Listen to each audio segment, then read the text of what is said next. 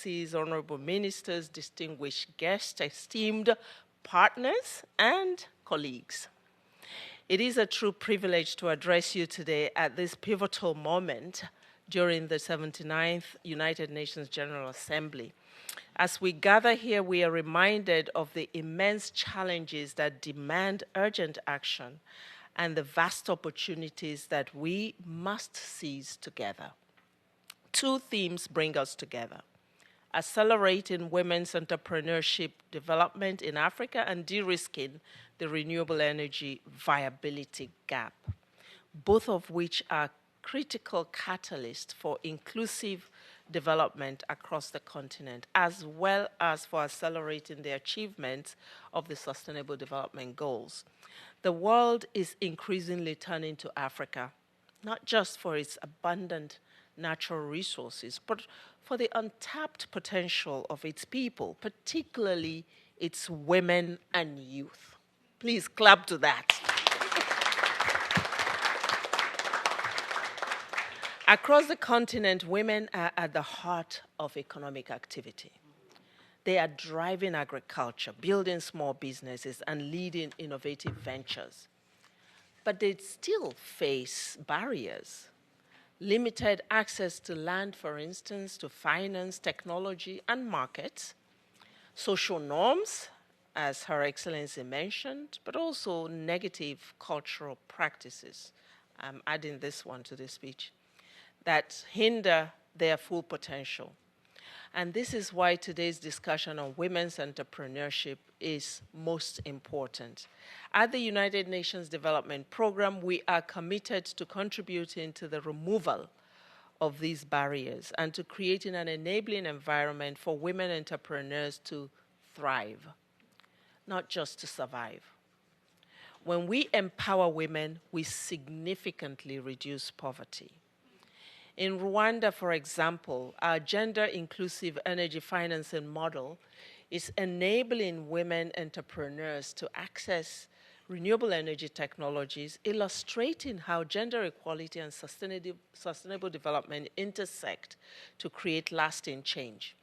Beyond entrepreneurship, we must also recognize the critical role that renewable energy plays in Africa's development. We do still say that today 600 million people across Africa still lack access to electricity, with rural communities being the most affected. This energy poverty exacerbates gender inequalities, with women shouldering the heaviest burdens, such as spending hours each day collecting biomass for cooking and heating.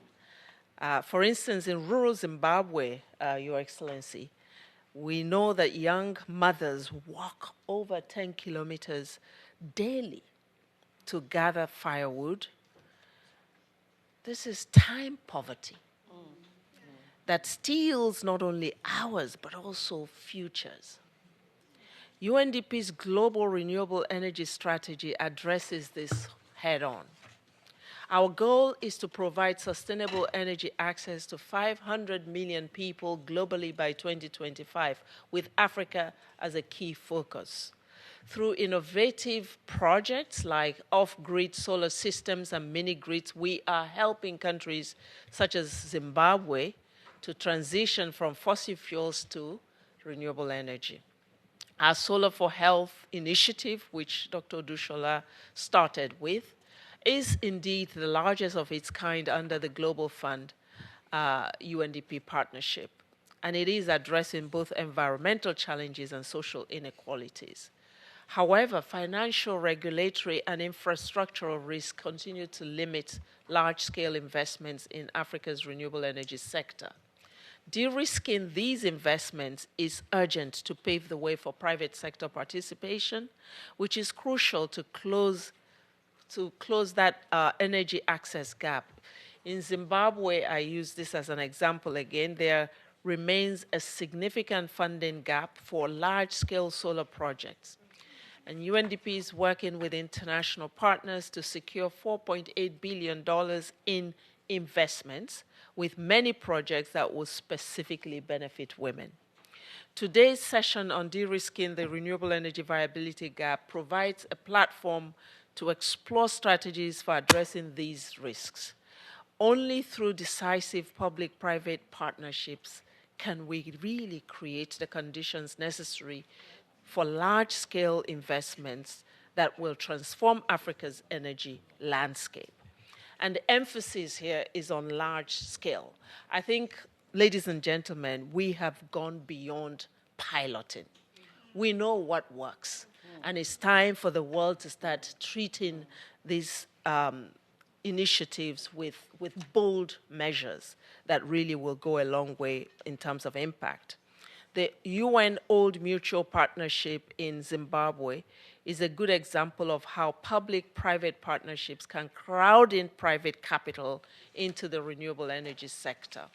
Through collaborative efforts, we can attract investment in solutions that bring energy to rural and underserved areas, ultimately driving the continent toward universal energy access.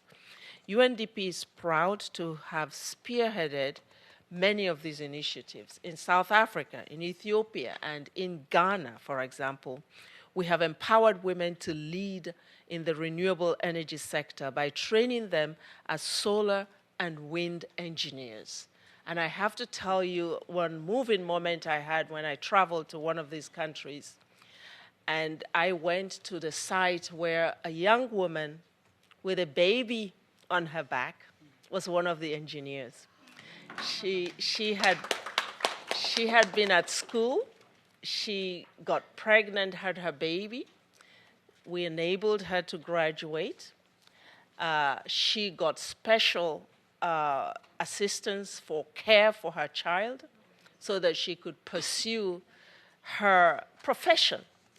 She had been trained in this solar installation. She brought her baby with her, and she's installing solar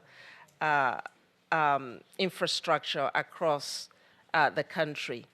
Imagine the opportunity there that could have been lost to this young woman if intervention had not happened.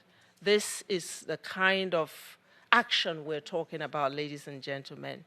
Our discussions today provide an opportunity to share best practices, to explore innovative financing models, and to strengthen the partnerships that are necessary to overcome the challenges that face women entrepreneurs and renewable energy projects across Africa.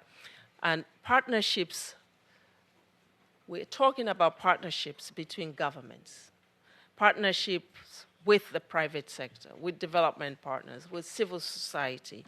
These are all essential if we're to scale up investments in both women's entrepreneurship and in renewable energy. In closing, Your Excellencies, let us remember that these side events at UNGA 79 present a once-in-a-generation opportunity for us to tie up loose ends. They allow us to reaffirm our commitment to promoting sustainable energy and women's entrepreneurship as key drivers of Africa's inclusive development. Together, I think we can break down barriers, we can foster innovation, and we can create the conditions for a more prosperous and equitable Africa.